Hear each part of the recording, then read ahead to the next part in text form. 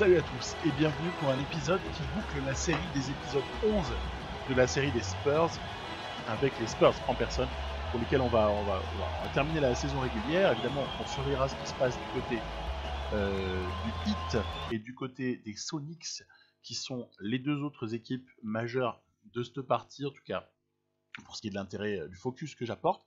Un petit récap pour dire où est-ce que se situe cet épisode, au cas où vous tomberiez dessus comme ça et vous ne sauriez pas où il s'inscrit.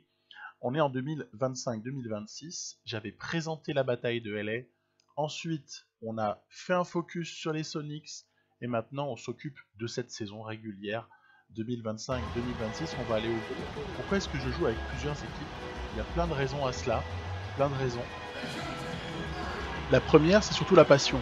C'est qu'en fait, une seule équipe, entre guillemets, a tendance à me lasser, pas au sens où j'ai envie d'arrêter, hein, mais ça me lasse parce que j'aurais envie d'en prendre plusieurs et de contrôler plus de choses. En plus, bon, avec l'habitude un petit peu du jeu, je préfère vraiment en avoir plusieurs, ça me semble plus opportun, parce que ça présente plus de défis aussi. On voit ici par exemple des Spurs qui ont été champions l'année 2025, hein, sur les playoffs précédents, avec quelques départs à la retraite aussi de vieux joueurs de la ligue, de vétérans qui nous auront accompagnés pour certains très brièvement et pour d'autres beaucoup plus longuement, comme LaMarcus Aldridge. J'aime bien comme ça avoir plusieurs équipes parce que je trouve que je peux me tirer la bourre en fait entre mes différentes équipes, et puis ça m'oblige aussi à un truc, c'est avoir des joueurs différents et ne pas retomber.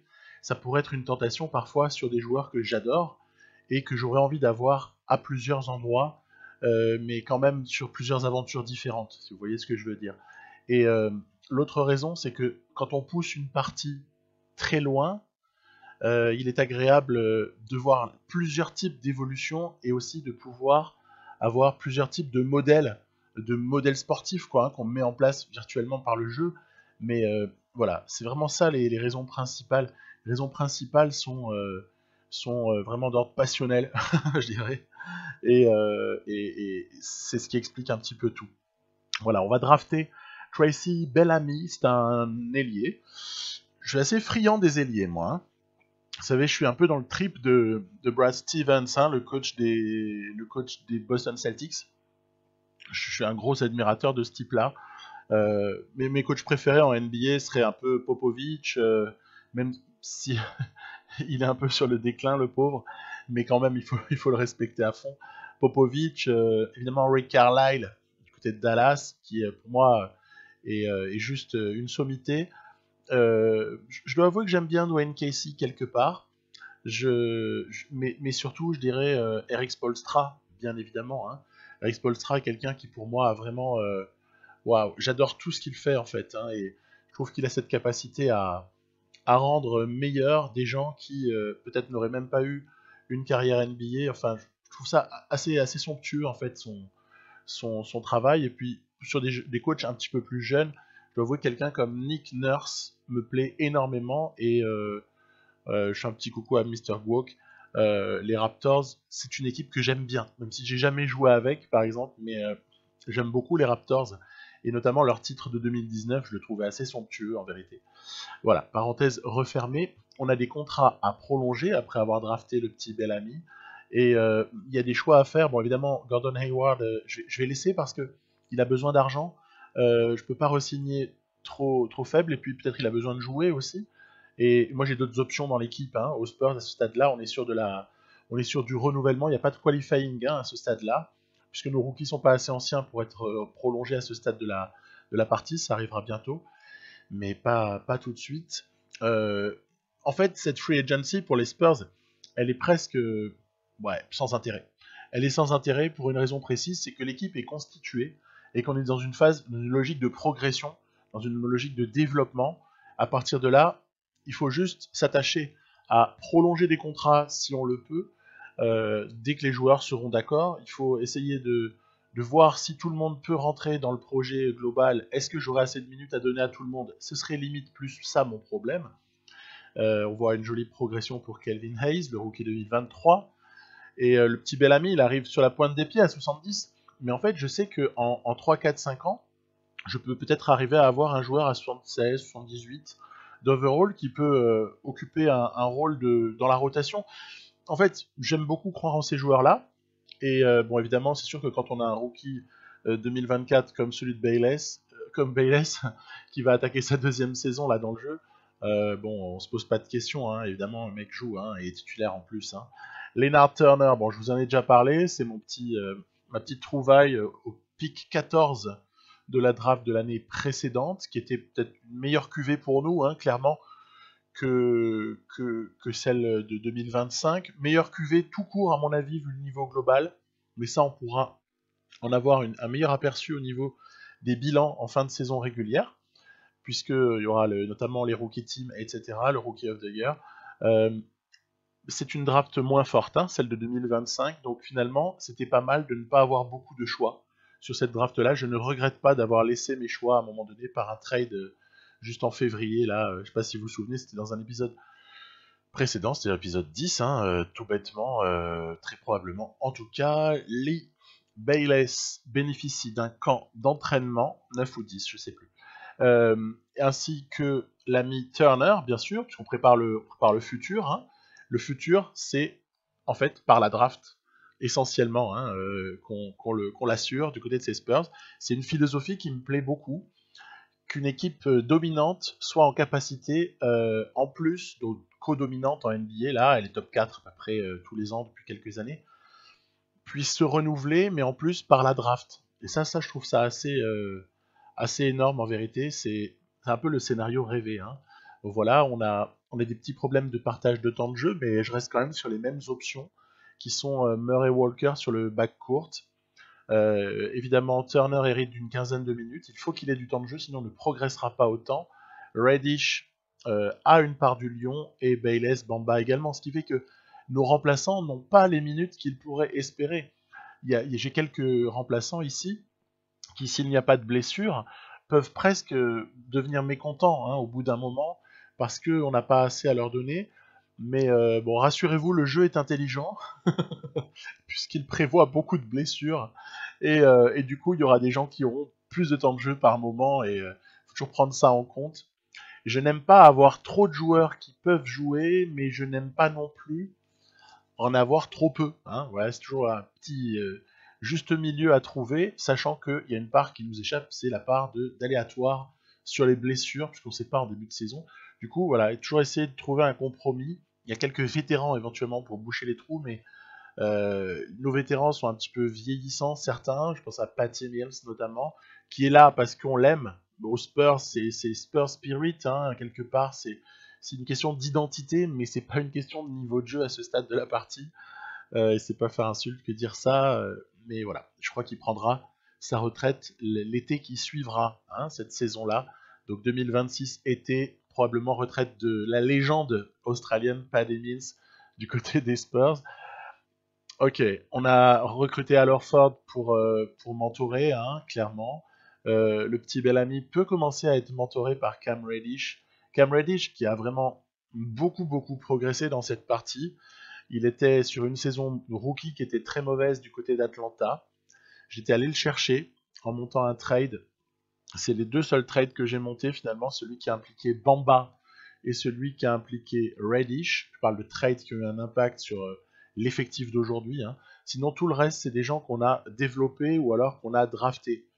Et ben voilà, c'est tout à fait quelque chose qui me plaît. Début de saison contre les Milwaukee Bucks de Michael Porter et Giannis Antetokounmpo. On aperçoit aussi l'ami l'allemand là, ça y est, ça m'est j'ai oublié son nom. Donc Giannis Antetokounmpo, comment est-il? Bah, il est top 3 de la ligue. Voilà, on va pas se mentir. Les 3 meilleurs joueurs à ce stade, ce sont Antetokounmpo, Luka Doncic et Trae Young, bien évidemment.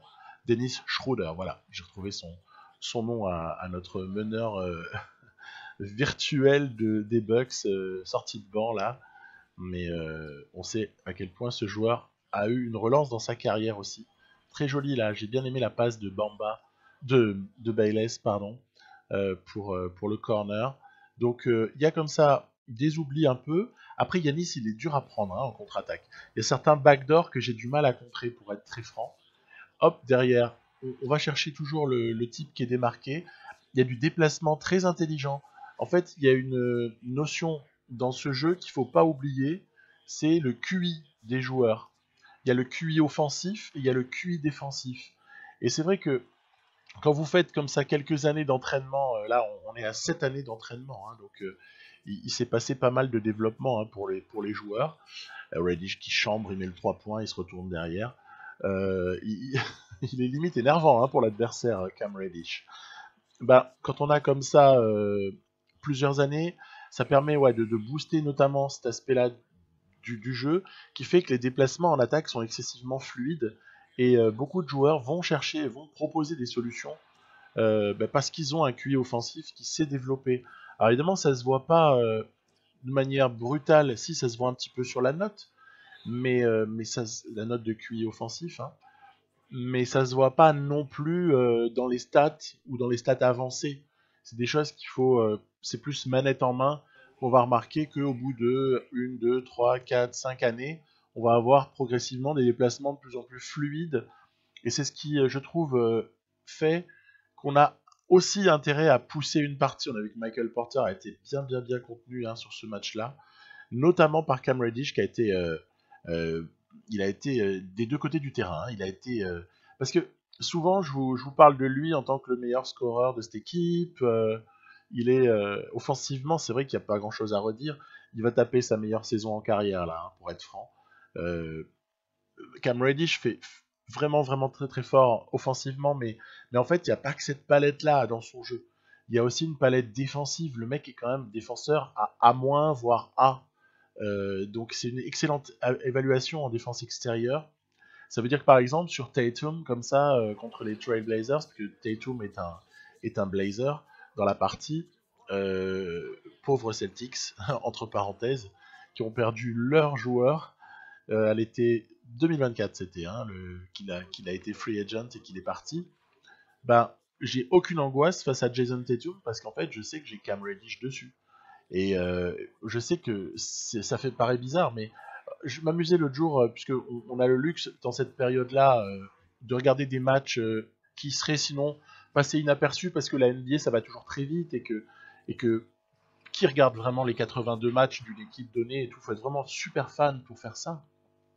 Moi, il n'y a pas une équipe dont je vois 82 matchs dans une saison, 80 matchs complets.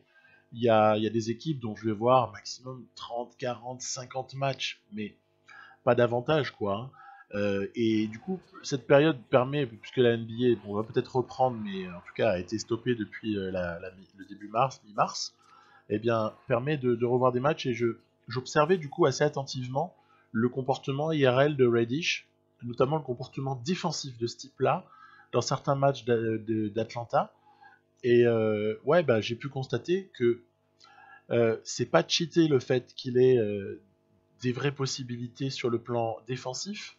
Vous voyez une petite séquence mixtape là, du côté des Spurs par rapport à ces pauvres T-Blazers qui honnêtement là, bam, tiens, ça c'était rageux ça. Donc Reddish, en fait, quand on l'observe, il a les qualités pour être, outre un bon attaquant, on sait qu'à Duke, il était en troisième plan, en fait, et c'est ce qu'il avait pas mal desservi, puisqu'il était derrière Zion et derrière R.J. Barrett, et de ce fait, sa cote à la draft, ce qui explique aussi le fait qu'il soit 10e du côté d'Atlanta, pris en numéro 10 en tout cas, sa cote était forcément amoindrie par le fait qu'il n'avait pas eu autant d'occasions de briller en université que ce qu'il en a peut-être sous la semelle, quoi. Et c'est comme ça qu'on avait des doutes sur Cam Reddish finalement. Et je reste persuadé que ce type-là a un vrai potentiel des deux côtés du terrain. Là, c'est une trempe. On leur a mis une trempe à ces pauvres Blazers. Décidément, il y a beau avoir Lillard, il y a beau avoir Tatum, mais attention, il y a un secteur intérieur là dans cette équipe qui est redoutable. Il y a un des 5 pivots un des 5 meilleurs pivots de la ligue dans cette équipe des Portland Trail Blazers. C'est un choix numéro 1 2021 ou 2022, je ne sais plus. Stephen Mitchell, il s'appelle. On va l'apercevoir là-haut. Voilà, il fait 14 et 12 en 29 minutes. Bon, mais en fait, ce type-là, il a un potentiel infini. Même Todd, leur ailier fort, est pas mal. Ce qui fait que on peut être surpris de certaines victoires, mais elles résultent vraiment du travail, quoi. Du travail de cette équipe. Les Pelicans ont une très très jolie équipe, limite de, de type cheaté, mais en fait, cheaté non, elle a évolué, elle a progressé. C'est un peu comme les Atlanta Hawks aussi dans cette partie. Regardez, Cade Cunningham, Josh Christopher, ils ont été draftés au moment où cette équipe des Pels était un peu en train de se mettre en place. Et puis c'est vrai qu'après, vous avez Jackson Hayes, vous avez évidemment Zion Williamson, vous avez Brandon Ingram qui prennent du volume, et tout de suite, ça vous sort un 5 majeur de l'espace, et encore, Nickel Alexander Walker n'apparaît pas dans le 5, forcément, il est en sortie de banc. Et c'est un énorme joueur, il est à 84 d'overall. Donc, Pelicans, vraie équipe, hein. Vraie équipe dans cette partie, mais vraie équipe, je pense, dans toutes les parties qui avancent un peu sur NBA 2K. 20. Donc voilà, un joli test pour nous. Il faut peut-être essayer de ne pas laisser des shoots ouverts à Brandon Ingram parce qu'il ne les ratera pas nécessairement tous. Et puis après voilà, toujours pareil, les appels, regardez. Hop là, voilà. La passe de Mo Bamba pour le alley-oop de Lee Bayless qui est pas mal. Et ça c'est toujours pareil, c'est l'intelligence offensive des joueurs qui fait qu'on a comme ça de vraies opportunités de faire des choses qui n'étaient pas forcément prévues. Évidemment, après, il se trouve que Bamba, il a une palette très très élargie avec le temps. Bamba IRL est un joueur un peu monodimensionnel qui n'a pas encore fait ses preuves en NBA. Peut-être que le contexte à Orlando ne lui est pas totalement favorable, puisque il y a sur son poste 5, parce que Bamba c'est quand même poste 5, on peut pas trop discuter là-dessus. Sur le poste de Mo Bamba à Orlando, il y a quelqu'un qu'on a re-signé 4 années, qui est le fer de lance de l'équipe, c'est Vucevic. À partir de là, comment vous voulez que Mo Bamba ait réellement la place pour faire son trou? Je pense que tôt ou tard, il y aura un choix à faire. Hein. Il va y avoir un choix à faire. Est-ce que tu transfères Bamba en profitant d'espoirs qui peuvent être encore placés en lui, ou parce que si tu attends trop, il y aura plus d'espoir placé en Bamba et on considérera que c'est un bust. Hein. Et c'est quand même du top. C'est quoi, 5ème, hein, c'est pas ça, 5 ou 6ème de sa classe de draft, Mo Bamba. Donc il y a des choix à faire. Et c'est vrai que chez nous dans l'équipe là, au moins, c'est sûr qu'il avait du temps de jeu. Alors là, il n'y avait pas de problème, parce qu'au niveau des Spurs, sur le secteur intérieur pur et sur de la dissuasion, sur le rebond, il y avait besoin de quelqu'un. C'est pour ça que je suis allé le chercher. Donc il a élargi sa palette, évidemment, avec le temps. Il a été aussi mentoré pas mal d'années par la Marcus Aldridge, d'où une certaine capacité à pop-up, à pouvoir comme ça prendre des shoots à mi-distance, à développer une vraie qualité générale de joueur de basket et non pas de joueur monodimensionnel qui est capable juste de dissuader. Et c'est vrai que ouais, on retire les fruits, au bout de pas mal d'années, on retire les fruits et certaines victoires peuvent paraître comme ça un peu limite disproportionnées, mais en vérité, elles sont juste logiques parce que tout va bien, tout simplement. Mais ça n'empêche pas en simu d'avoir quelques petites défaites. On voit des Rockets ici qui ont pris un match assez nettement avec 14 points d'avance en simulation. Le début de saison ne se passe tout de même pas si mal que cela. Les équilibres à l'ouest sont tels que, oui, défaite à Houston et aux Nuggets, ça a une forme de logique. Déjà, on va pas tout gagner, d'une part. Et puis en plus, regardez, celui-là, il est serré, c'est pour ça que je l'ai montré en simcast, il s'arrache après prolongue. Il y a une certaine logique dans les résultats, parce que il y a des places fortes de l'Ouest qui sont Rockets, Denver, ça tient la route. Pelicans, c'est pas mal non plus. Grizz, c'était pas mal, mais le problème, c'est que s'ils se renouvellent pas, au bout d'un moment, certaines équipes se font surpasser par d'autres. Voilà. Donc après, voilà, vous parlez des blessures qui étaient parfois des opportunités pour certains joueurs. On voit ici une blessure de Reddish qui permet à Hayes d'aller prendre beaucoup de temps de jeu. Voilà, c'est typiquement les petits ajustements qu'on est amené à faire parce que certains se blessent. Et puis quelque part, c'est bien, ça permet de donner du temps à d'autres. Tracy Bellamy peut ainsi hériter de quelques mini-minutes tôt ou tard dans la rotation en sortie de banc. Donc c'est sympa, parce que plus on donne du temps comme ça à ce type de joueur, plus ça va l'aider à progresser, hein, c'est comme dans d'autres jeux. Voilà, les Lakers sont une autre équipe sur laquelle j'avais fait un focus, hein. Je vais essayer de jouer mes Spurs avec les Lakers. C'est la série comment faire pour battre ces fichus Spurs qui énervent tout le monde parce qu'ils paraissent invincibles. En plus, il n'y a pas Cam Reddish, donc c'est peut-être une opportunité, hein, ici pour les Lakers de prendre une victoire importante parce qu'ils sont un peu en mode c'est maintenant ou jamais, hein, LeBron James 41 ans. Enfin bref, je vous ai présenté tout ça dans un épisode qui était tout spécialement consacré aux deux équipes de LA, et parce que j'ai voulu juste leur filer un petit boost à ce moment-là. Oh là là là, qu'est-ce que c'est humiliant. Il y a certaines situations qui sont catastrophiques. Et l'IA joue pas mal, hein, avec ses Spurs. Hein. J'ai pu le mesurer manette en main en jouant contre eux. Ça tricote, ça trouve des shoots ouverts, voilà, bam. Enfin, c'est pas mal, c'est pas mal. L'IA joue mieux avec cette équipe-là qu'elle ne joue avec d'autres, hein, que j'ai pu déjà affronter, qui étaient pourtant d'un niveau similaire. Il y a vraiment, voilà, un paramètre QI.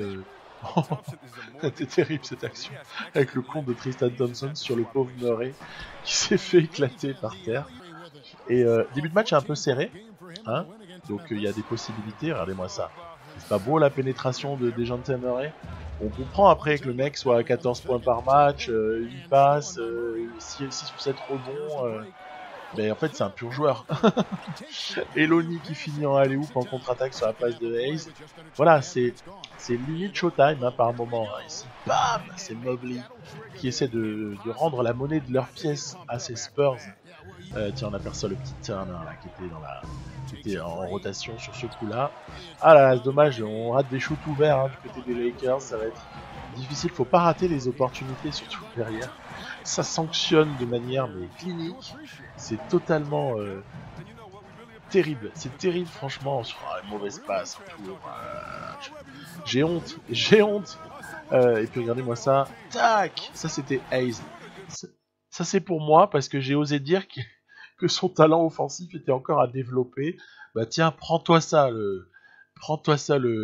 l'espèce de pseudo GM virtuel. Prends-toi ça le GM. Moi, je suis pas bon offensivement. Bah tiens, vas-y, bam. Je me la fais à la Kawhi. Hein. Contre-attaque, je m'arrête devant la ligne des 3 points et swish. Voilà, donc c'est un blowout. J'ai pas réussi à contester la domination de ces Spurs. Et puis je vais réessayer juste après. Je vais réessayer juste après avec une autre équipe dont je vous ai parlé récemment. C'est les Clippers, puisqu'on voit que le 1er décembre, il y a comme ça un déplacement pour ces Spurs du côté des Clips. En attendant, ça continue à gagner des matchs. Ok. Et voilà, on va jouer contre les Spurs, mais cette fois-ci en prenant la tunique des Clippers.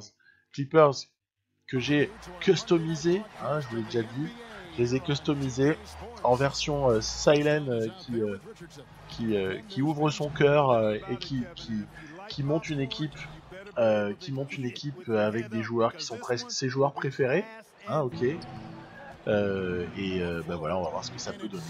Donc c'est vrai, je vous le concède. Hein. De toute façon, c'est facile. Vous allez voir sur la petite image de ma chaîne, vous l'avez peut-être déjà vu.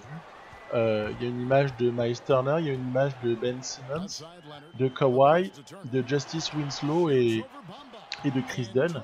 Vous avez là mon 5 de cœur. Voilà. C'est pas le 5 le meilleur de la NBA, c'est pas il y a pas d'analyse particulière à faire, c'est pas voilà. Même je prétends que l'équipe est spécialement ultra complémentaire.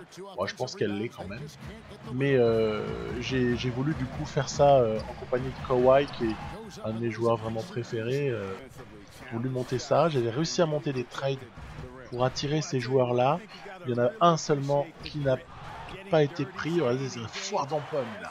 On a enfin une équipe capable d'embarrasser ces Spurs, avec notamment la suractivité de Miles Turner à l'intérieur. Là, il s'est battu comme un beau diable. Hein.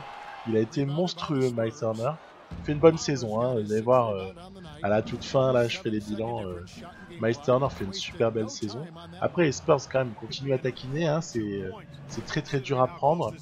Et oui, alors juste pour terminer sur mon 5 de cœur, hein, c'est Justice Winslow. J'allais quand même pas déshabiller le Miami Heat, parce que dans la mesure où le type a 30 ans, 29-30 ans à ce stade de la partie, il a passé toute sa carrière drafté par le Heat, et il a passé toute sa carrière à Miami. Ce serait totalement ubuesque de le bouger à 29-30 ans alors qu'il fait partie du projet, il y a des champions 2 fois, ce serait du délire quoi. Du coup, Winslow, il y a eu veto du Pat Riley virtuel de cette partie. Voilà, bon, ouais, je m'amuse. Hein. Faut jamais oublier que tout ça n'est qu'un jeu, tout ça n'est pas bien sérieux. C'est vraiment juste se faire plaisir aussi. Je crois que le paramètre plaisir est très très important parce que sinon ça sert à rien de faire ça. Et Ben Simmons, yes, qui s'impose alors qu'il y avait la menace de Lee Bayless. Kawhi Leonard, oh là là là, coûte cher, hein.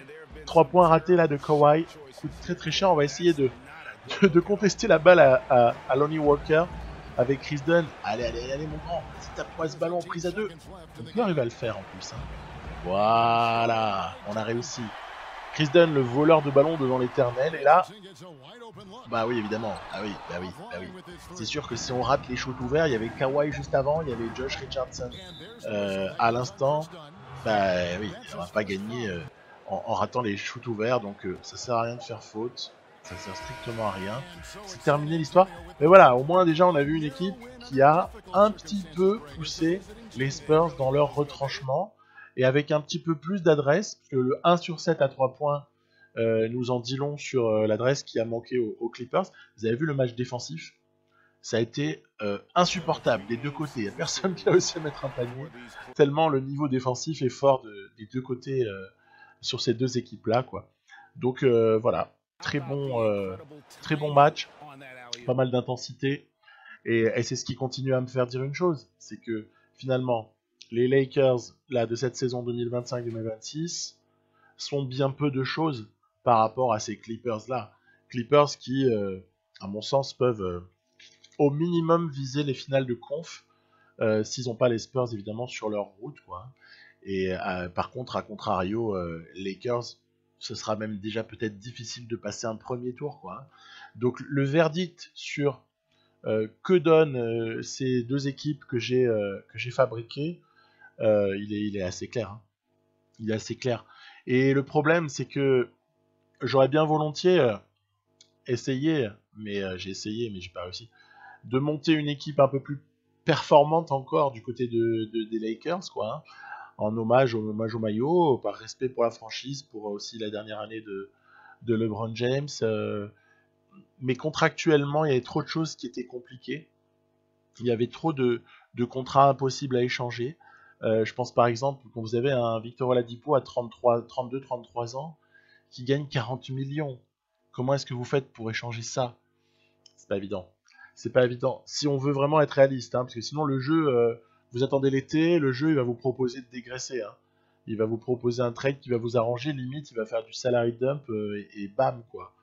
C'est-à-dire il va absorber un salaire gênant dans une équipe qui a de la place, même si le jeu quand il avance, il y a de moins en moins d'équipes qui ont de la place. Vous avez vu? Breaking news, c'est la rupture du tendon d'Achille pour Okpala. Ça veut dire promotion pour Bradley, mais ça veut dire quand même gros problème du côté du Heat parce que on avait beaucoup basé les choses sur Okpala et ça demande à Jimmy de revenir dans la rotation en tant que titulaire alors qu'il était en sortie de banc à 37 ans. Je trouvais que c'était le moment, 36-37. Bon, c'est pas grave, hein. C'est pas grave du tout, mais ça réduit peut-être aussi les ambitions là du Heat et ça freine aussi la carrière de Okpala. Donc c'était un élément important dans cette partie pour ce Miami Heat qui quand même bat les Spurs. Voilà, ils ont quand même une petite rétribution. Puis le bilan continue d'être pas mauvais, à 21-7, 22-7. Désormais, on approche déjà de la fin du mois de décembre et on va avancer ici jusqu'à la trade deadline où il va se passer 2-3 petites choses. Donc voilà, après, c'est vrai que dès que l'ami Walker est blessé, je peux pas le remplacer en fait dignement.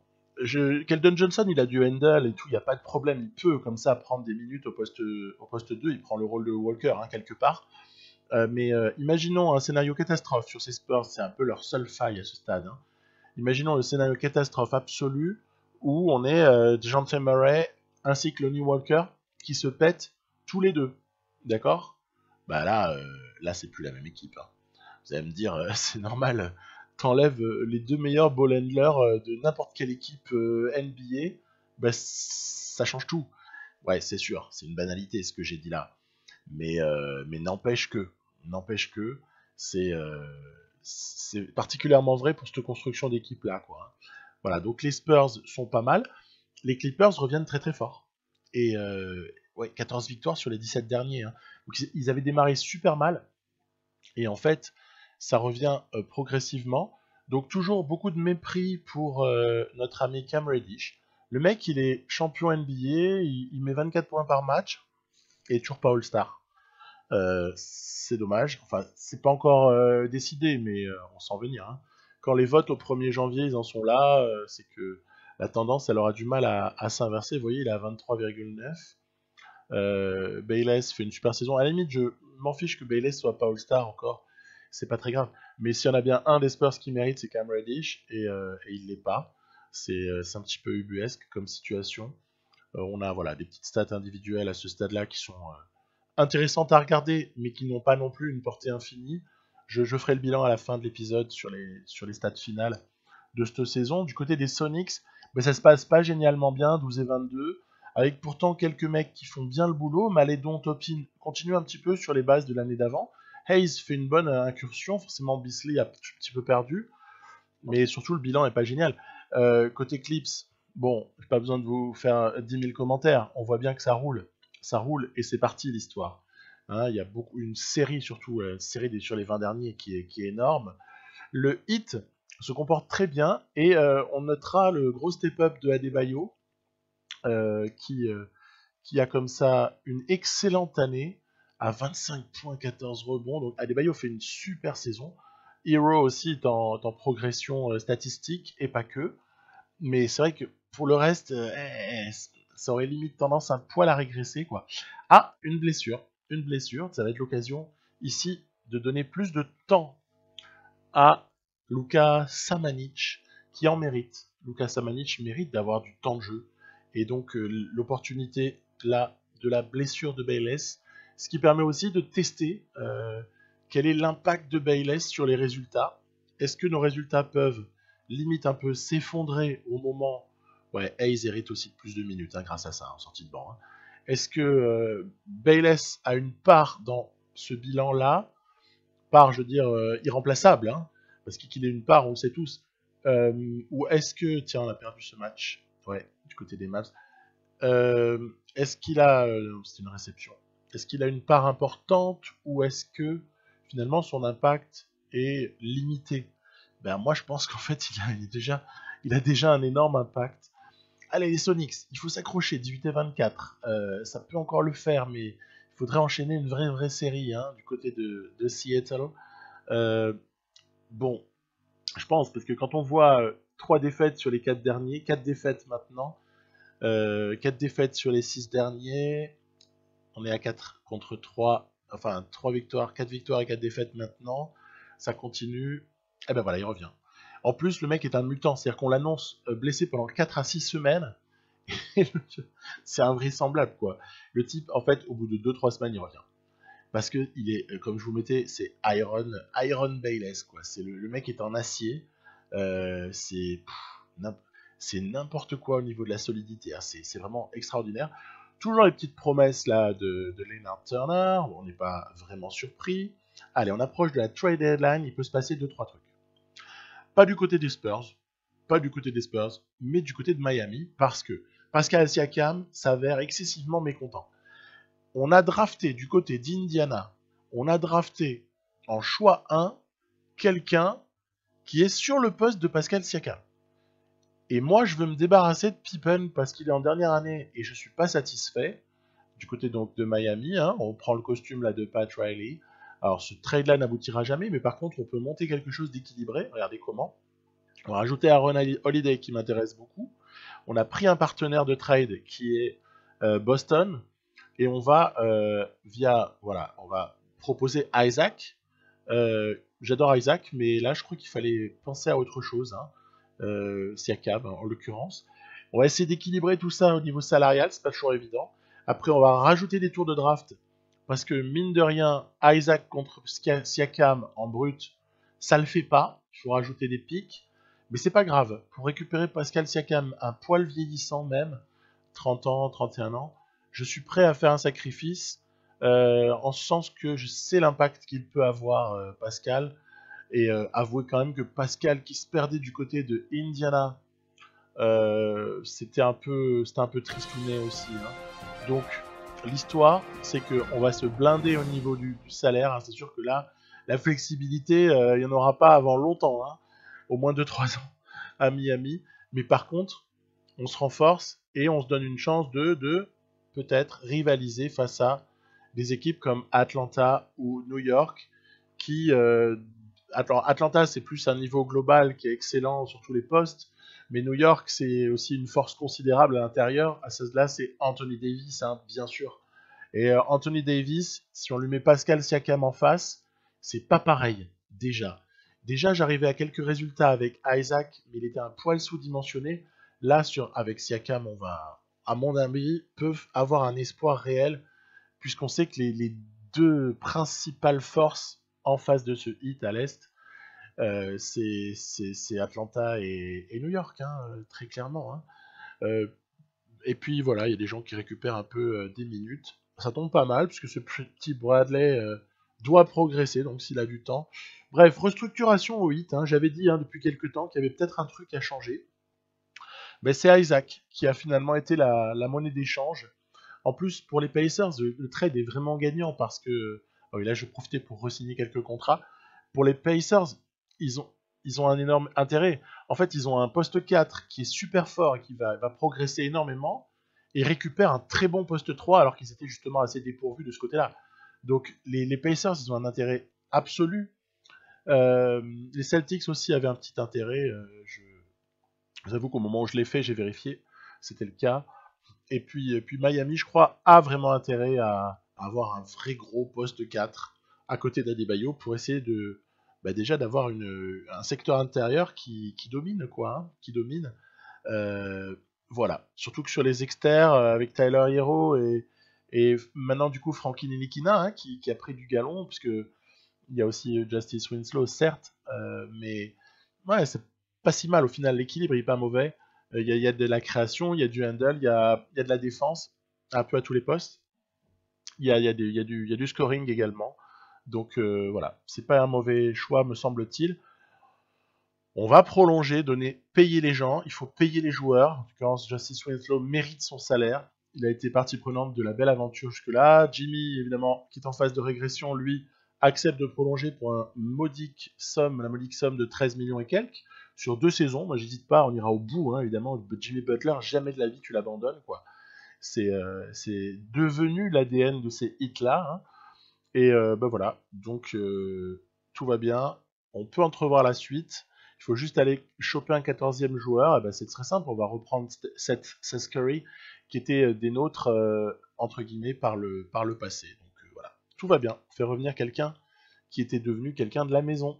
Voilà, il avait passé 2 ans chez nous, me semble-t-il, du côté du 8. Allez, ça continue. La CMU continue du côté toujours des Spurs, qui est le fil rouge, hein. C'est toujours l'angle des Spurs dans cet épisode-là.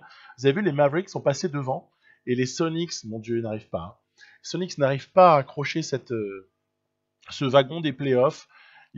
Ça n'est pas possible, le hit se maintient. Il y a un vrai souci, hein, pour Seattle. Je ferai le point à la fin de l'épisode là-dessus, mais ça paraît encore une fois un peu délicat, quoi, hein, d'arriver à se faire une place à l'ouest.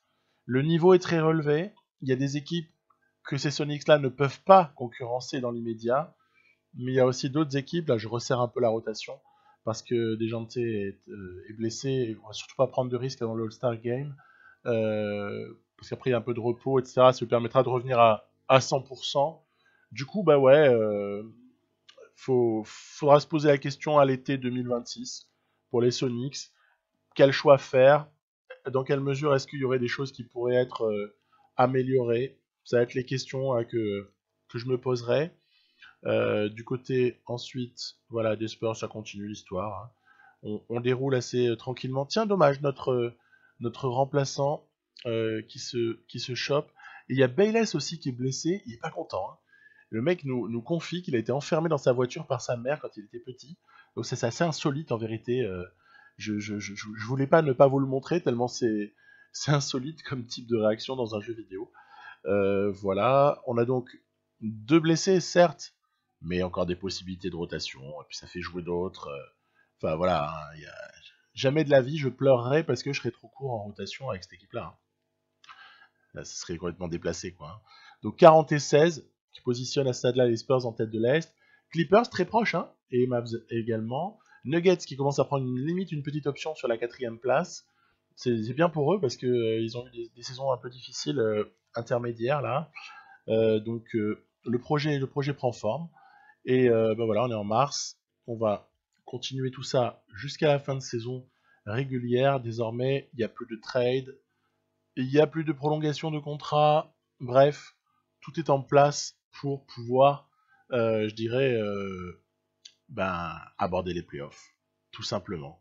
Hein, on est en roue libre là. Tiens, victoire sur les New York Knicks. Ce qui est jamais dommage. Hein. Jamais dommage de marquer le territoire comme ça face à un rival direct pour d'éventuelles finales NBA. Rockets, tiens, également. Pels. Oh, ça prend des matchs intéressants là.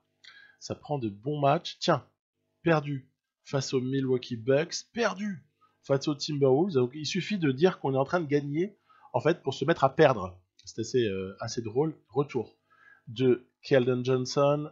On le réincorpore comme vous savez. Je remets ma rotation habituel, hein, voilà. On arrive début avril. Et ouais, mauvaise nouvelle du côté de Miami, c'est cette entorse de la cheville pour Justice Winslow. Justice Winslow, l'espèce de couteau suisse de cette équipe, qui est capable de jouer 1, 2, 3 sans sourciller. Je suis sûr que si on lui demandait de jouer 4, il pourrait le faire également par séquence, mais surtout 1, 2, 3 quand même, faut pas se mentir. Parce qu'il a un poil sous-dimensionné pour moi pour le poste. Il fait 2m01. Il est un peu en dessous là quand même pour un poste 4, mais on voit de tout en NBA de toute façon de nos jours. Hein. Donc tout est envisageable. Un petit point encore, j'essaie de faire tous les mois, tous les 15 jours, ça dépend. Les petits points classement. On voit que pour les Sonics, malheureusement, l'histoire elle est morte. Donc ce sera pas l'année des playoffs. Le hit est solide top 4 a priori. Il faudrait peut-être essayer de remonter, mais ce sera peut-être pas évident. Et du côté des Spurs, tout va bien. Les Clippers aussi sont en train, mine de rien, de faire leur trou. Et les Lakers se battent toujours entre les places 5 et 8, plus proche de la 8 que de la 5. Voilà, on va terminer avant d'aller regarder les récompenses individuelles, les trophées de fin de saison régulière. Donc, Spurs qui s'accroche à un bon bilan. J'aime bien essayer d'avoir 60 victoires. En fait, voilà. Je trouve que 60 victoires, c'est toujours un palier qui est assez plaisant. Et il faut s'accrocher, parce que là on a 21 défaites.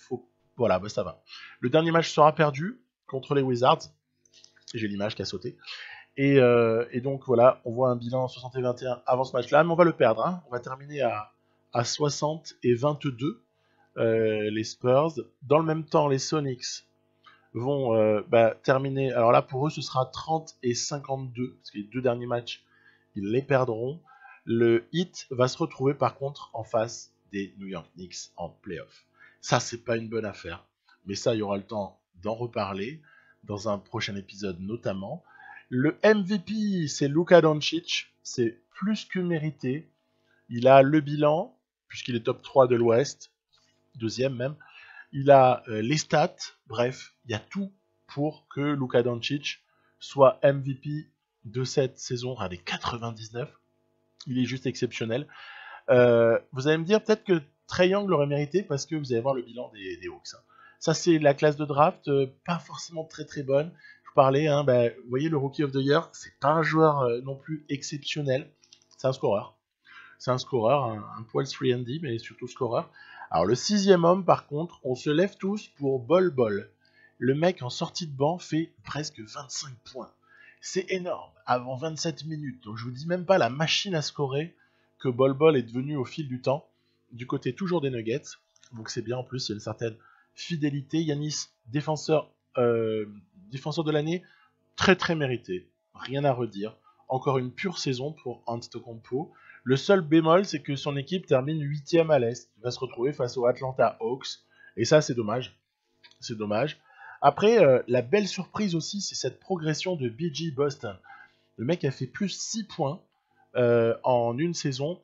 Il y a eu un transfert de Utah, il est passé à Philadelphie, où il est allé comme ça épauler, on va dire, Jojo Embiid, notamment. Et bah oui, excellent BG Boston, faut quand même le dire. J'en reparle un peu plus loin. Michael Stoffer, voilà, pour évoquer le bilan des Bucks, incroyable, des Atlanta Hawks, pardon, 70-12. Ils nous ont sorti une saison de l'espace. Donc limite, le MVP du coup, ça aurait pu se discuter, il aurait pu être pour Trae Young. Mais bon, visiblement, voilà. Force est restée à Luka, mais ça n'a pas dû se jouer à grand chose. En tout cas, le bilan, ça faisait que ça se jouait entre les deux, hein, clairement. Hein. On a 2 joueurs de mes équipes dans la First NBA Team, et là je suis très heureux, parce que Cam Reddish confirme une 2e année d'affilée, et Bam Adebayo 5 ce qui est pas mal du tout. Après, il y a des valeurs sûres. Hein.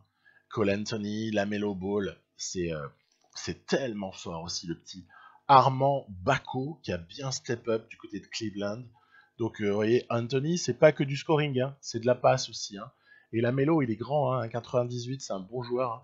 Lui, j'ai hâte de le voir aussi en NBA. Hein. Ces mecs-là, on a vraiment super excitant, quoi, de voir ce que ça peut donner des types comme cela. Voilà, donc du côté de la 3e NBA, on voit l'arrivée de Tyrese Haliburton. C'est un excellent joueur des Pistons qui a été drafté il y a longtemps, hein, entre guillemets, mais qui a vraiment bien fait son trou. Là, il a progressé de ouf. Et le petit Avdija, ça c'est de la draft 2020 bien sûr, du côté des Warriors, qui franchement se comporte super bien. Les All Defensive Team, avec notamment la présence de Josh Okogie. On se demande vraiment comment Portland fait pour être là où ils en sont avec les joueurs qu'ils ont. C'est invraisemblable. Ils ont le Rookie of the Year, ils ont un défenseur d'élite, ils ont Jason Tatum, ils ont Damian Lillard qui est loin d'être pourri, et ils ont 2 intérieurs incroyables. Il faut m'expliquer, il y a un souci. DeAndre Hunter, tiens, ça fait plaisir. Voilà, qu'est-ce qu'il a progressé. Il est magnifique, DeAndre Hunter, du côté d'Atlanta. Voilà, donc ça fait des jolis bilans, quelques jolies équipes. Peut-être plus le bémol, cette faiblesse relative à la classe de draft 2025, mais on s'en doutait. Je vous l'avais dit au départ. Puisque la preuve, il y a Bradley et Rice qui sont dans la 2e, quoi. C'est pas normal. Hein. Ils n'ont pas assez joué normalement hein, pour ça. Bref. Voilà. Donc le reste, c'est du bilan in-game.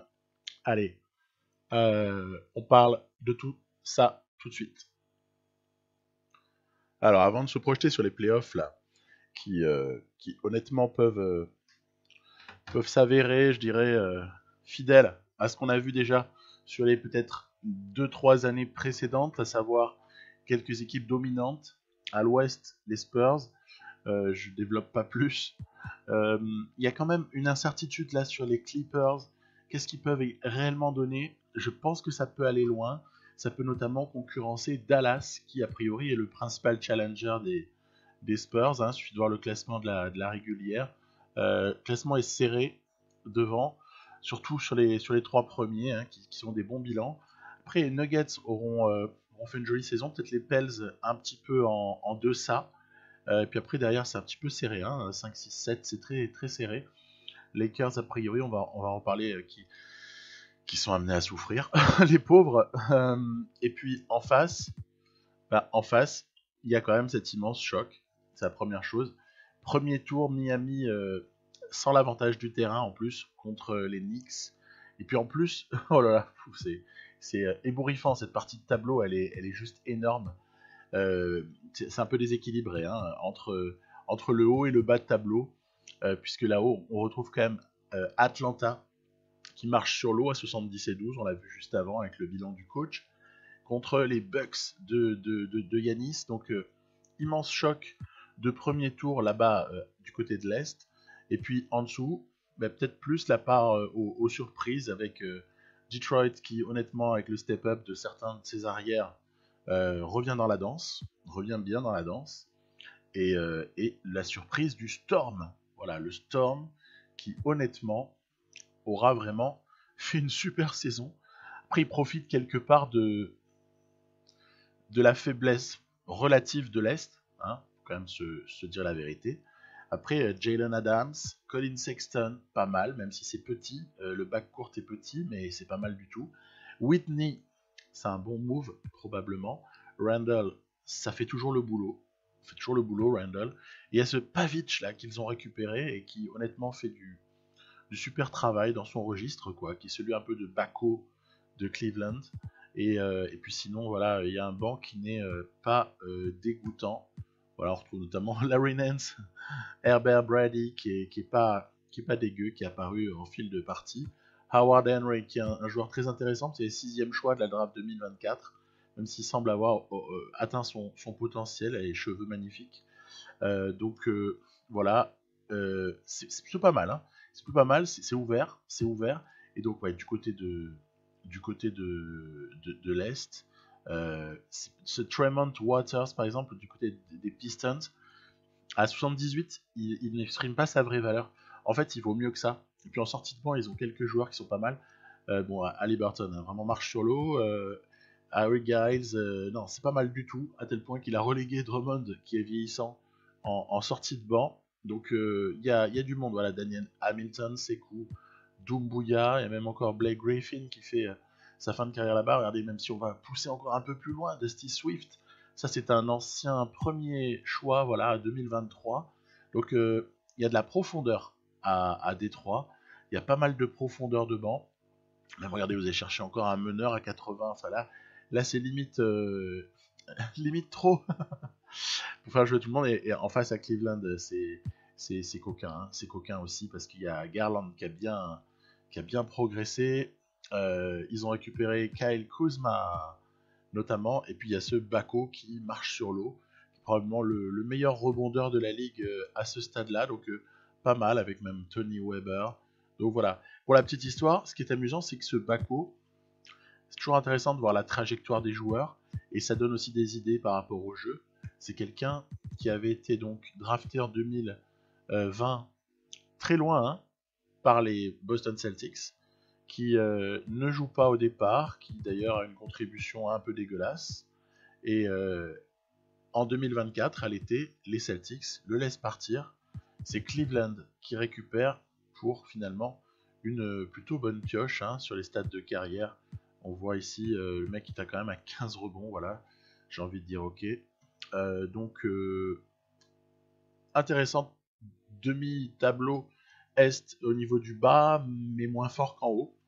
Et, euh, et sur le plan des bilans individuels, ce qu'on peut voir, je ne vais pas la faire trop longue sur les Spurs, hein, parce que bon, on en parle beaucoup et j'en parle beaucoup déjà, et bon, on les attend un petit peu plus loin, mais les stats joueurs par exemple montrent que ouais, Cam Reddish a vraiment step up, il mérite sa place en First LB All Team pour cette année encore. Bayless, c'est vraiment une force incroyable. Et Walker Murray, ça paye pas de mine, mais c'est quand même 30 points, 10 rebonds et presque 11 passes à eux deux. C'est solide avec derrière des joueurs qui acceptent leur rôle, comme Keldon Johnson, comme Lucas Samanic, comme Ramirez en sortie de banc. Peut-être que l'interrogation du côté des Spurs, elle serait par rapport à Hayes, hein, par rapport à Kelvin Hayes, qui est sur sa 3e année là. Donc il lui reste encore une année rookie avant que je puisse lui proposer une prolongation. C'était un 2e choix 2023. C'est pas un joueur offensif, c'est bien ça qu'il faut avoir en tête, hein, d'accord. La contribution elle est modeste, mais parce qu'en fait c'est un spécialiste défensif. Et au final, il peut développer son jeu avec le temps et devenir un joueur hyper intéressant. Bon, c'est du luxe d'avoir ce type de joueur, mais en même temps, je l'ai drafté. On peut, d'ailleurs, je profite pour dire un truc, c'est que l'effectif, vous me connaissez, je suis pas du style à fabriquer des équipes cheatées sur 2K. En tout cas, pas par les trades. Mais là, c'est différent. Là, c'est différent parce que, en fait, Murray, 29 ans, le mec arrive donc dans vraiment, il est dans son prime, hein. Il est dans son prime. On l'a récupéré. Bon, c'est un spécialiste défensif, certes, mais pas que. On l'a accompagné, je dirais, au fil de ces saisons, hein. Donc, je remonte. Tac, voilà. Voilà, donc il y a une saison blanche, il a été blessé en 2018-2019, mais quand on regarde donc 2019-2020, c'est là où on prend l'équipe vraiment. Hein. Et il a pas cessé de progresser. Hein, donc vous voyez, le temps de jeu est toujours autour de 30 minutes. Et la contribution en points est très stable. La contribution au rebond est très bonne pour un meneur, mais on sait qu'il est plutôt bon là-dessus. Et la contribution à la passe est toujours statistiquement impeccable, puisqu'on est toujours au-delà des 7 passes. On est avec même là un pic à 2 interceptions, qui lui vaut peut-être sa nomination en First All Defensive Team. Et mine de rien, une petite progression encore sur 2025-2026. Donc lui, on ne peut pas lui reprocher d'avoir progressé. Hein. Bamba, on était aussi allé le chercher, il n'avait pas du tout cet overall-là. Reddish, c'est pareil, il n'avait pas du tout ce calibre, quoi. Hein. En fait, les mecs ont pris du calibre. Après, il y a les rookies, hein, mais les Murray, Bamba, Reddish ont pris du volume, mais au fil des années. D'ailleurs, on voit leur âge, hein. De toute façon, c'est simple, hein. Ce sont des joueurs maintenant qui sont des joueurs expérimentés de NBA.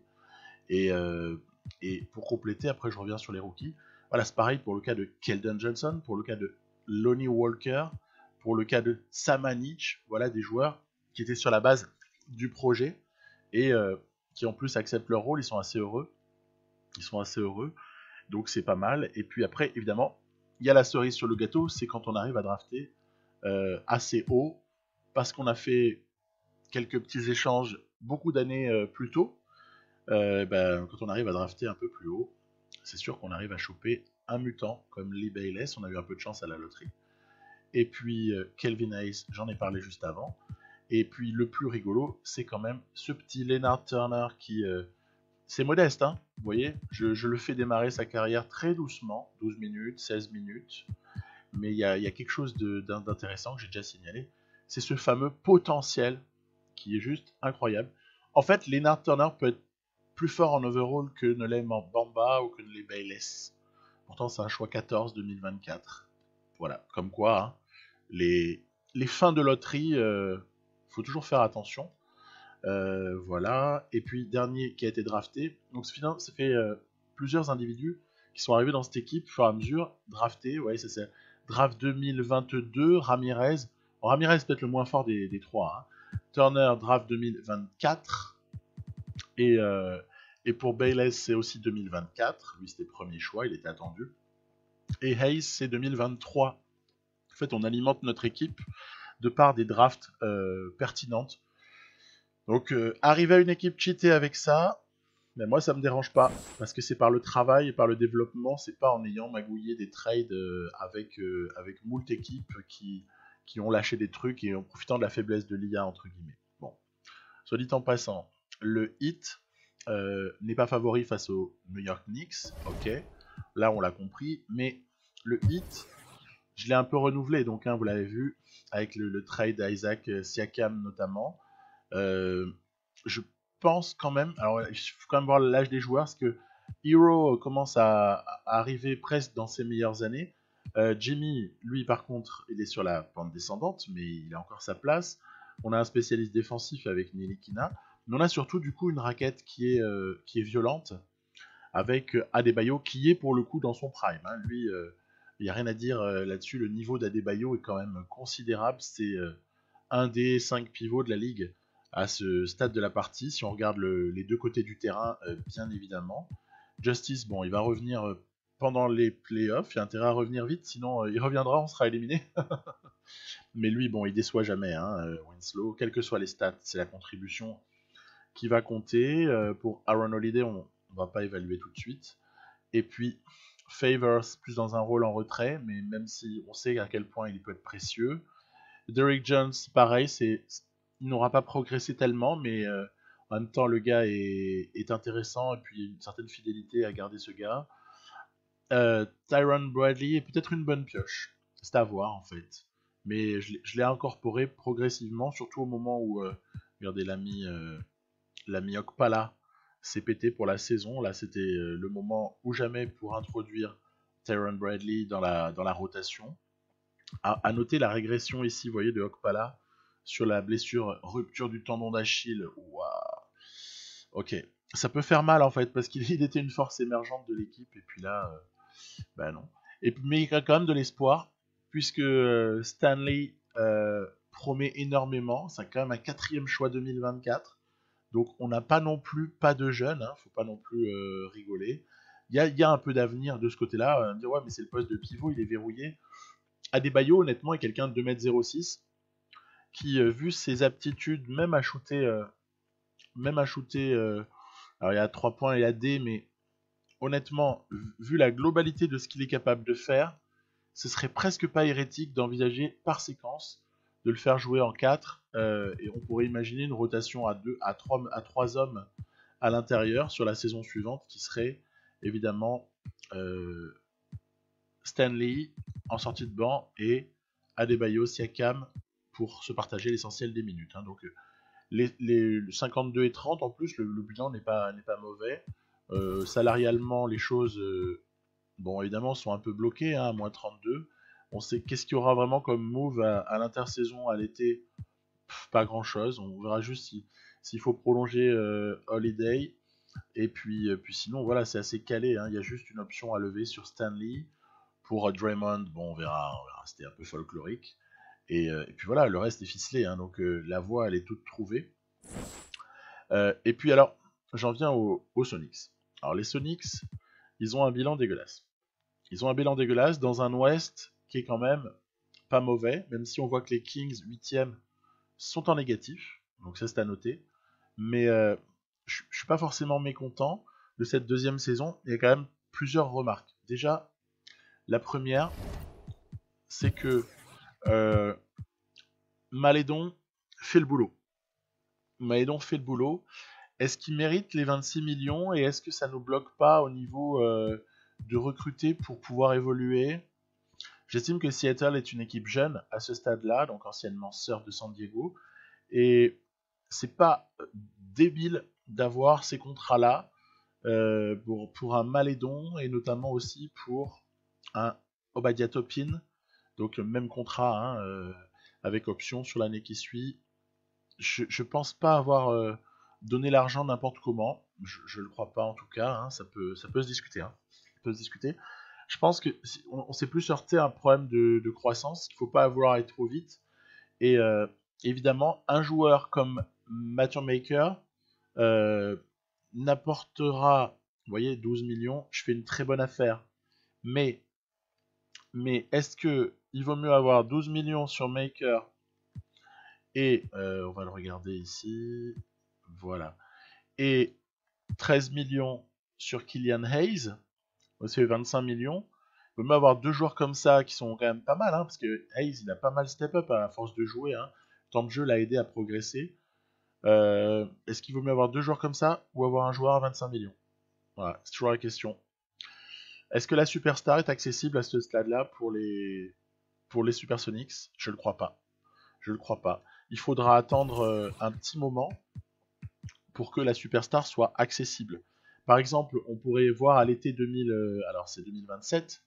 À l'été 2027, il peut y avoir éventuellement beaucoup de flexibilité. Si Toppin et Malédon refusent leur option, ou l'un ou l'autre, disons, Beasley, est-ce qu'il refusera 15 millions? Franchement, c'est à voir. C'est à voir. Et pour le reste, bon, il y aura en plus des millions à dépenser ici sur les extensions de contrat rookie. Donc, ouais, pas évident, hein. Mais de la flexibilité, à mon sens, on devrait en avoir parce que je vois pas Toppin et Malédon à respectivement 27 et 26 ans prendre leur option. Je pense qu'ils essaieront d'avoir plus d'argent. Donc c'est peut-être là qu'il peut y avoir une redistribution des cartes. Mais d'un autre côté, il faut qu'il y ait à ce moment-là un free agent disponible. Ce qui n'est pas évident. Donc l'évolution là pour moi de cette équipe, elle se fait tout doucement. Mais il faut pas s'énerver. Il faut pas s'énerver. Donc si on regarde les stats pour 100 possessions par exemple, hein, on va voir en évaluation offensive, on va avoir tendance à voir. Ouais, les Storms ils sont pas mal. Hein. Ils sont pas mal du tout les Storms. On va avoir des Sonics qui sont bottom. Hein. Voilà, ils sont bottom. Donc on a bien compris, hein, ça fait 2 saisons que c'est la même chose. C'est le côté offensif qui a tendance à pêcher, alors que le côté défensif, lui, pour sa part, est excellent, puisque les Sonics sont la 5e défense. Donc là-dessus, il n'est pas énorme. Je pense que le problème, il est uniquement offensif. Voilà. Donc, il faudra juste ajuster ça et voir de quelle façon est-ce qu'il y a une upgrade possible, ou alors juste être patient en vérité et savoir attendre. Sur le plan de l'adresse aussi, c'est quelque chose qui est assez parlant. L'adresse, c'est elle qui cause l'horrible bilan offensif. Voilà, pire adresse de la ligue, et d'ailleurs de loin, puisqu'il y a même 0,02 d'écart avec les Celtics. Et est-ce que ça se joue sur l'adresse pure, ou est-ce que ça se joue sur l'adresse à 3 points? Ah, ça se jouerait plus sur l'adresse à 2 points, puisque l'adresse à 3 points est calamiteuse, mais moins calamiteuse que le bilan global. Donc voilà, ça donne des pistes. Donc ça veut dire que ce qui manquerait, c'est peut-être un intérieur capable de marquer plus de points avec un meilleur pourcentage, quoi. Ça peut être le truc. Et puis après, évidemment, en ce qui concerne nos amis les Clips et nos amis les Lakers, il y aura fort à faire. Mais là, on n'est pas sur un projet d'avenir, je ne vais pas développer davantage, si ce n'est pour signaler que les Clippers, au final, dans leur construction, auront pas mal de succès, hein, puisque 3ème à 55 et 27, il n'y a pas grand chose à dire. Ce Antoine fait vraiment un bon boulot. Brian Antoine, il va revenir là. Je vous montrer ses stats d'année. Il est à 20 points. Il est à 20 points avec des bons pourcentages, avec un temps de jeu en plus qui est assez, intéressant. Hein, vous voyez, 36 minutes. Le mec a joué 30. Pardon, excusez-moi, j'ai complètement craqué parce qu'il n'a pas joué autant. Hein. Il est à presque 16 points à 28 minutes. Il a été beaucoup en sortie de banc, donc à noter. Il fait le boulot, hein. Il fait le boulot, le type. Hein. Et Kawhi fait une saison correcte. Rob, bon, voilà, il est sur le déclin, mais honnêtement, défensivement, il apporte encore. Et je pense qu'en fait, cette équipe peut faire très très mal en playoff. C'est ce que je vous disais à l'aveugle, hein, mais en début de saison, c'est que je croyais beaucoup plus en la capacité des Clippers de résister en playoff, ou d'exister même tout court, ou de gagner, hein, pourquoi pas, que des Lakers. Voilà. Donc voilà pour conclure cet épisode. Les Spurs sont très forts. On a fait ce qu'il fallait pour. C'est quand même une 7ème année de partie. 7ème année de partie, c'est pas souvent que je vais jusqu'à 7 ans. Je pense pas m'arrêter là, du reste. Je pense aller jusqu'à 10 ans, hein, au moins. Parce qu'il faut à tout prix voir quoi? Voir l'évolution des Sonics. C'est pas possible. On peut pas lâcher cette partie tant que les Sonics n'auront pas été en playoff minimum, quoi. Donc voilà. Et puis avec des playoffs sympas que je vous proposerai assez prochainement. Voilà. Très bonne suite à tous. Et voilà, vive le basket, vive la NBA. Je crois qu'on est tous très très heureux d'avoir la promesse d'une possible reprise. Et on adore ça. Bye bye.